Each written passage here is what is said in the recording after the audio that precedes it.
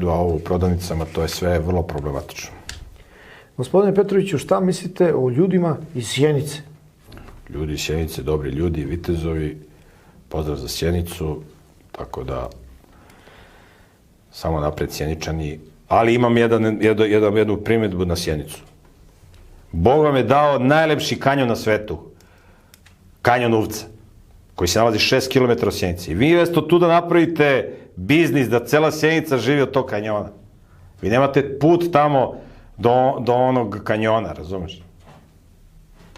Imate rudnik zlata, vi nemate put do rudnika i ne koristite rudnik zlata. Eto, to je to.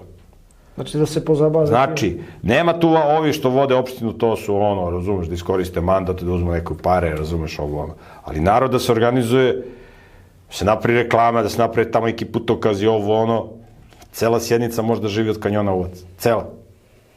Najlepši kanjon na svetu. Znači, to je prigovor za Sjeničane, ne koriste svoje prirodne resurse kao što bi mogli.